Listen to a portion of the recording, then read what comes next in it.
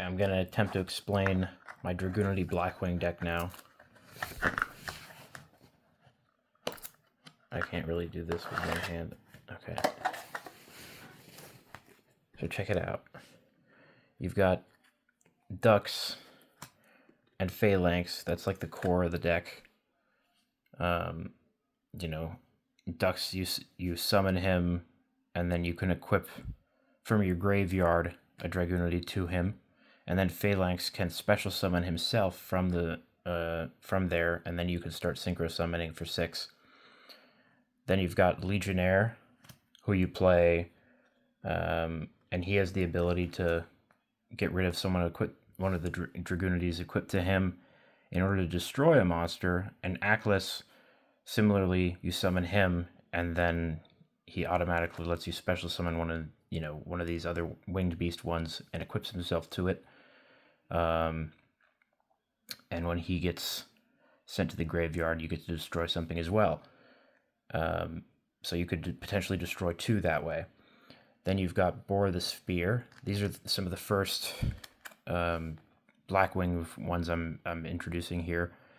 The nice thing about him is that if there's another Blackwing on the field, you can special summon Bore the Spear from your hand. Then you have Sure the Blue Flame. This is one of those other ones. It's just a decent beat stick, and if you destroy one of your opponent's monsters with him, then you can also search your deck for another Blackwing to add to your hand. You can just make it a Bore the Spear if you want and special summon it. Gale the Whirlwind has the exact same effect as Bore the Spear, but can also half the attack of one of your opponent's monsters, as well as the fact that he's a tuner.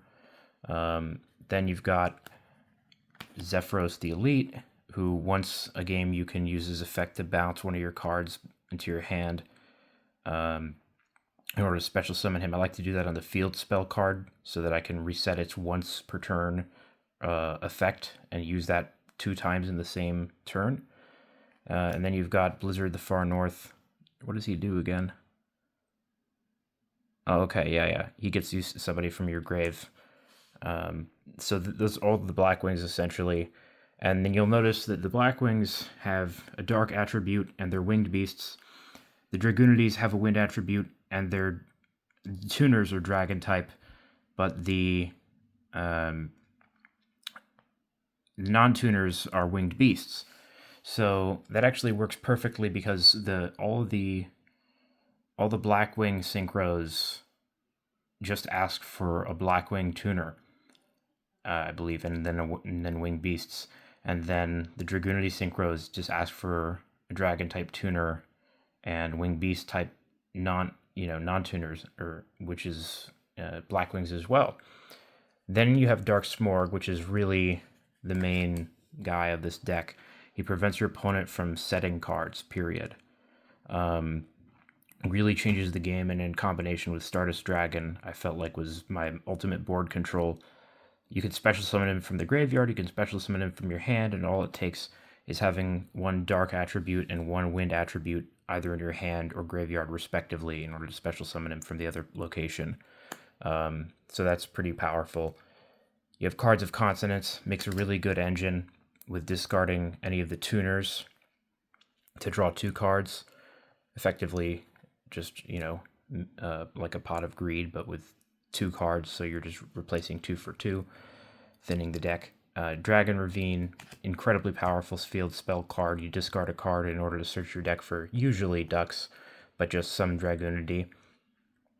Then there's 3 terraformings, each of which you can use to try and get a Ravine. Even if you already have one, it's worth using the terraforming just to reduce the size of your deck, increase the probability.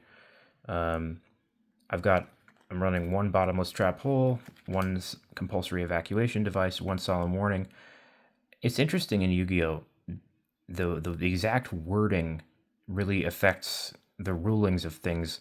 So Solemn Warning will work on the summon of anything it can counter with highest spell speed, whereas Compulsory Evacuation Device simply bounces, returns something to the hand. If something like Stardust Dragon that can't be destroyed or could sacrifice itself in response to something that destroys things, you could just Compulsory Evacuation Device it, and that wouldn't help it. Whereas Bottomless Trap Hole technically says it destroys something and then removes it from play. But for things that would go to the graveyard and have their effect activated by being removed from play, you can circumvent that.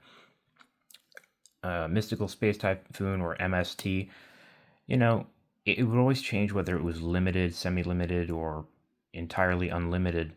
But it's just, a quick play spell card that lets you destroy one spell or trap card. Pot of Avarice.